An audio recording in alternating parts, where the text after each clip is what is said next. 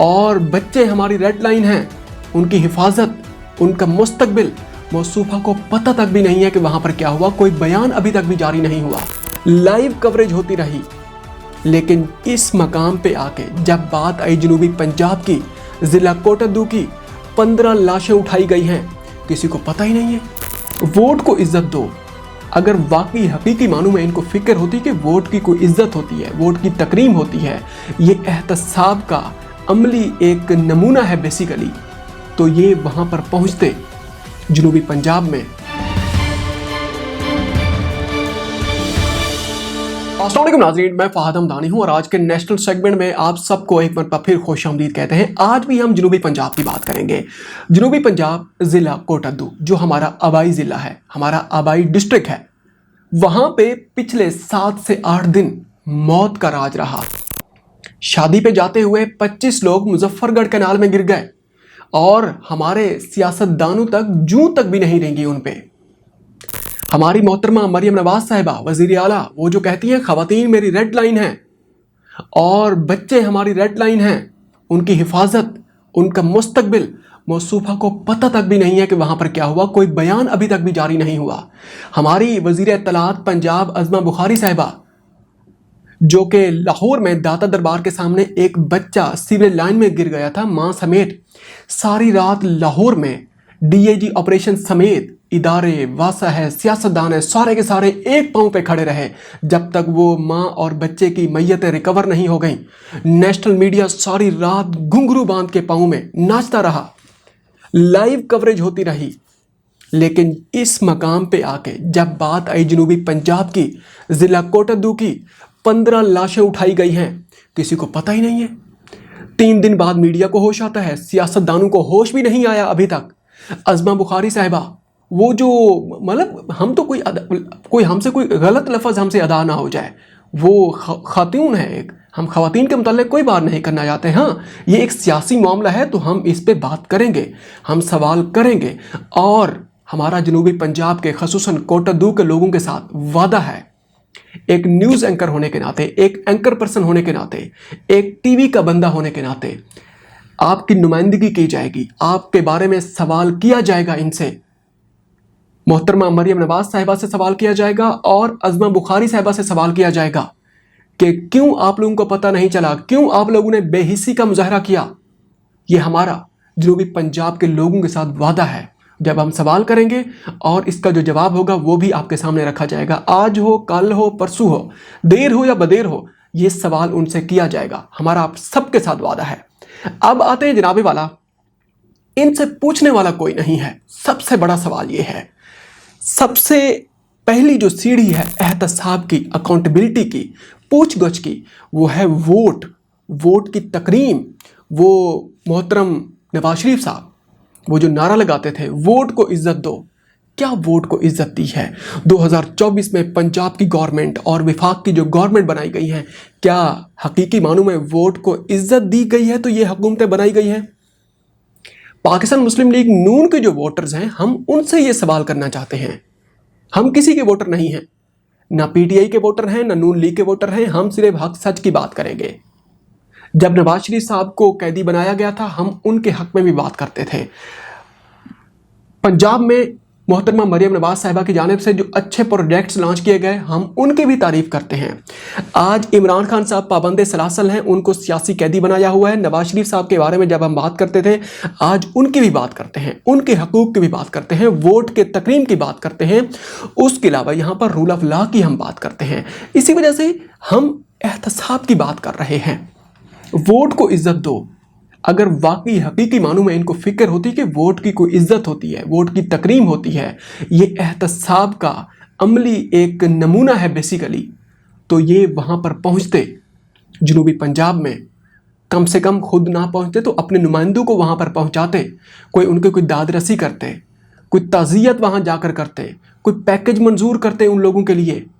कुछ भी नहीं किया गया, क्योंकि यहाँ पे तो वोट वाला या हुकूमत बनाने या तोड़ने वाला मामला तो यह है कि साड़ी गल हो गई है उन लोगों के साथ, एस्टैब्लिशमेंट के साथ, जो मुक़तदरा है हकीकी मानों में, जहाँ पर पावर जहाँ पर बेस करती है, जिसमें से कुछ पोर्शन जो है ये हमारी एस्टेब्लिशमेंट खुद कहती है, हमारे जो आर्मी चीफ हैं उनके अभी तक भी बयान सामने पड़े हुए हैं, और इसमें कोई दूसरी राय नहीं है। पाकिस्तान की एक रियासत होने के नाते उसकी बड़ी मजबूरियां हैं।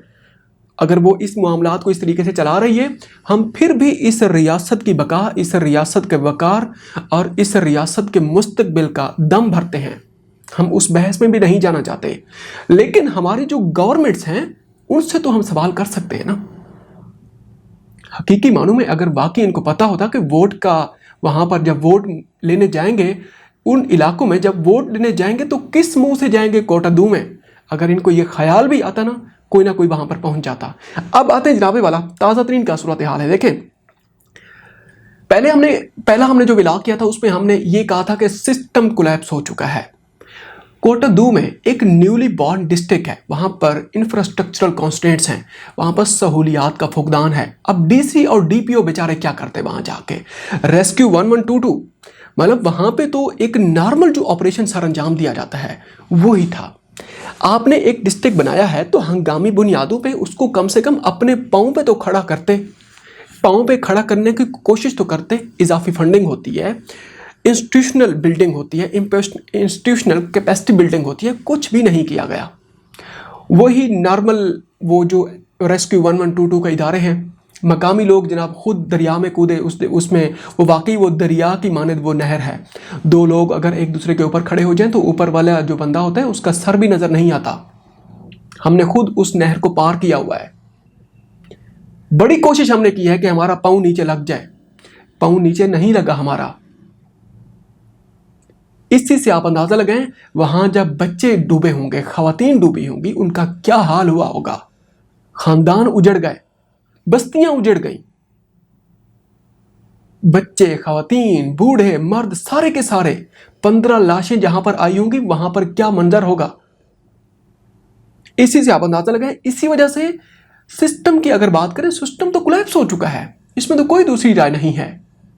शुक्र है सिस्टम वाले खुद पहले तस्लीम उन्होंने किया है कि वाकई सिस्टम कोलैप्स हो चुका है, इसी वजह से हम खोल के बात कर रहे हैं, वरना मजाल है जो हम इस तरह तनकीद करते गवर्नमेंट के अलावा।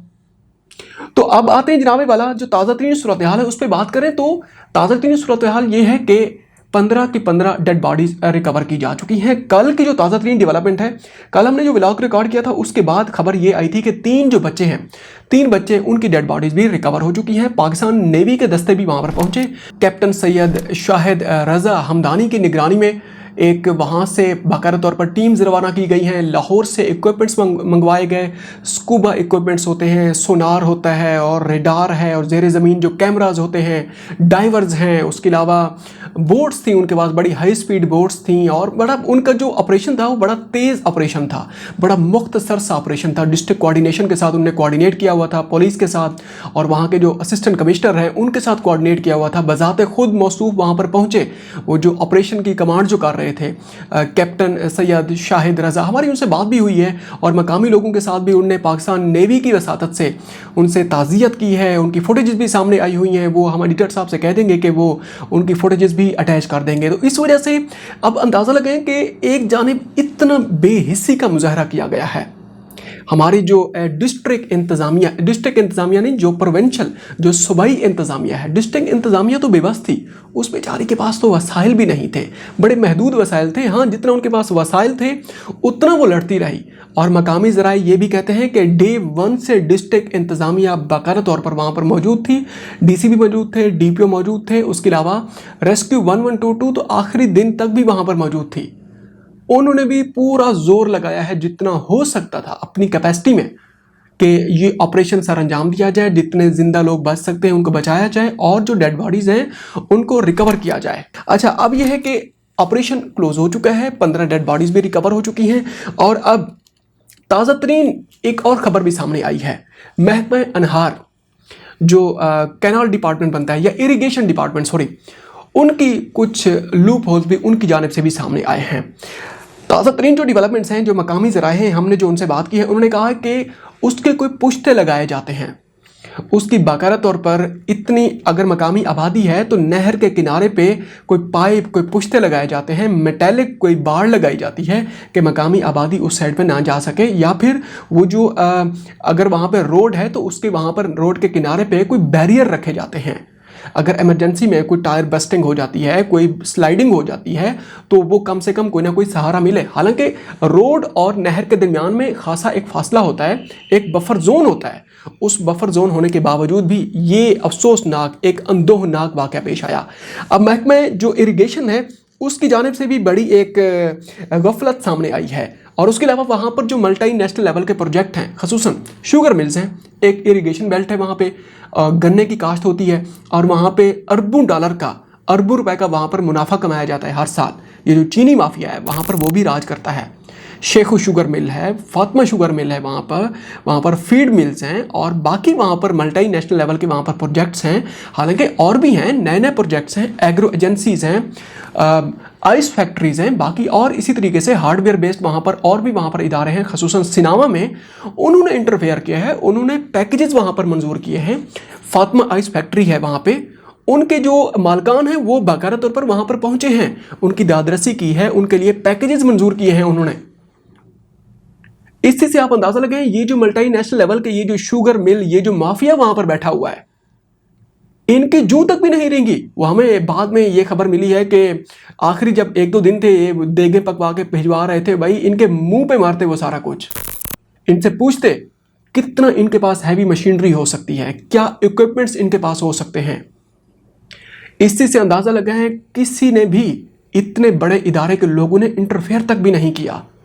इनके पास हेलीकॉप्टर हो सकते हैं, बड़े जो आला हुकाम हैं उनसे राब्ते किए जा सकते हैं, कोई और मशीनरी तलब की जा सकती है, कोई मतलब आप इक्विपमेंट्स मकामी लोगों के साथ कोई कोऑर्डिनेट कर सकते हैं एटलीस्ट।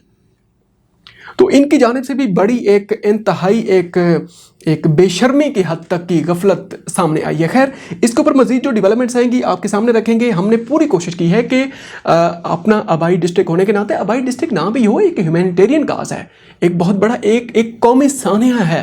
15 अमवात, जिसमें खवातीन हैं, बच्चे हैं, मर्द हैं, बूढ़े हैं, इसको हम कवरेज देते और हमने पूरी कोशिश की है कि कंप्रीहेंसिवली इसके ऊपर बात की जाए, जो हुकाम बाला तक हमारी आवाज़ पहुँचे। और हमने कल के ब्लॉग में भी जो फलाही इदारे हैं उनसे हमने दरख्वास्त की थी कि वो कोई पैकेज मंजूर करें, वहाँ पर पहुँचे, उनकी दादरसी की जाए। और इसी तरीके से आज तक ये ताज़ा तरीन जो डेवलपमेंट्स हमने आप तक पहुँचाई हैं। अपना ख्याल रखिएगा और हो सके तो हमारे चैनल का भी ख्याल रखिएगा। अच्छा, ये बाकायदा तौर पर ये एक इंफॉर्मेशनल हमारी जो ये है व्लॉग है और ये एजुकेशनल भी है, ताकि इनको पता चले मकामी लोगों को कि उनके हकूक़ क्या हैं। ये जो वोट लेने के लिए इलेक्टेबल जो आ जाते हैं, आज क्यों नहीं नज़र आए? जब उनके बुरा वक्त आया उनके वोटर्स पे कोई भी नज़र नहीं आया। ये वोट जब लेने आएंगे तो इनको याद रखना चाहिए, भाई इनने हमारे, जब हम पे बुरा वक्त आया था तो हमारे साथ कौन खड़ा हुआ था? मकामी लोग खड़े हुए थे। वहाँ पर जो हैवी प्रोजेक्ट्स हैं जिनके, क्या वो लोग वहाँ पर खड़े हुए थे? या वहाँ पर जो उनकी ज़मीनें हैं, क्या वो लोग वहाँ पर खड़े हुए थे? या ये जो सियासतदान हैं जो नज़र भी नहीं आए, तो इनसे पूछें कम से कम। वो जो हमने शुरू में आपसे बात की, वोट एहतसाब की पहली सीढ़ी, इसको यकीनी बनाएं। हमारी दरख्वास्त है मकामी लोगों से, सियासी तौर पे इनके सियासी और इनके ज़ाती इनके क्या हुकूक हैं, मुआशरती इनके क्या हुकूक हैं, इनको पता चलना चाहिए। खैर, इसके ऊपर मजीद जो डेवलपमेंट्स आएंगी बात करते रहेंगे। अपना ख्याल रखिएगा। अस्सलाम वालेकुम।